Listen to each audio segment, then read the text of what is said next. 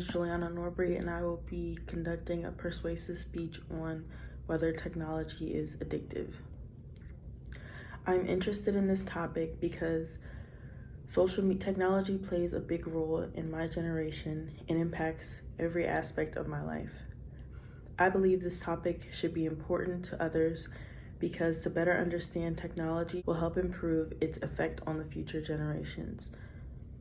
This is a problem cause solution persuasive speech because the main point explains the problem associated to the topic, and the second main point explains the cause, and the final point explains the solution. On our agenda, the topic is, does technology affect the youth? The general purpose is to persuade the audience. A specific purpose of this is to, by the end of the speech, the audience will know the effects of technology on the youth and a possible solution.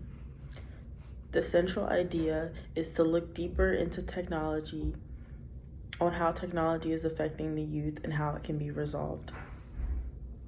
We will discuss the main points of this speech. Lack of motivation, behavioral problems, and obesity are linked to newer generation of children who have been prematurely exposed to technology. This is a big issue in our society because it indicates that we as a society are getting lazier. Albert Einstein once said, "I fear the day of when technology overlays with our humanity. The world will have a generation of idiots." This plays a big role on how technology evolves and things it can do. I agree with this quote because now that technology has evolved, it has significantly made our society more reliant on things like AI and robots to complete daily tasks. In this speech, I will introduce the effects of technology has on my specific generation, also known as Generation Z, and other generations to come.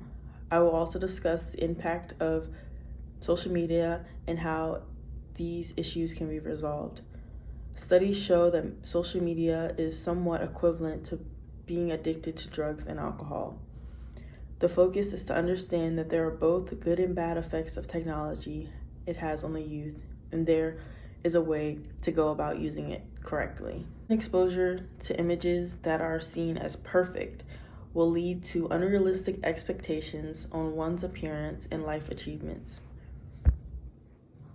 and can promote the feeling of low self-esteem, body dysmorphia, and constantly seeking approval or validation from others or social media platforms. The harm of social media has negatively affected the youth by being a distraction, disturbing sleep, and building exposure and also peer pressure within social media. Study shows that teens who are exposed to more than 3 hours a day of social media have a higher risk of mental problems like anxiety and depression. A solution that I have found to help this issue is limiting the number of hours on social media a day. Also, reminders of personal identity and how it's important to be different from others can help beat these issues presented. I found a quote by David Willis, who is an author and speaker, who suggests to don't use social media to impress people, use it to impact people. I agree with this because there are many benefits to social media, and it just needs to be used in the correct way.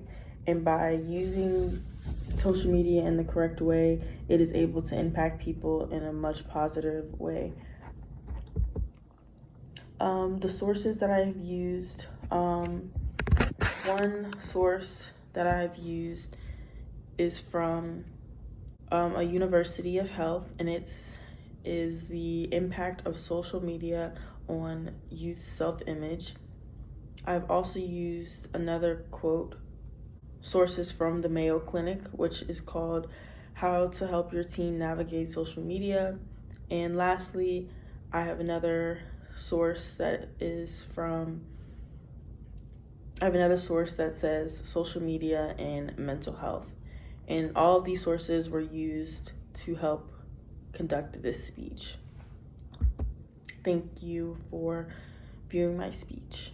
And I hope that you have a better understanding of why technology can be addictive to the youth and how it can impact things like mental health and daily tasks.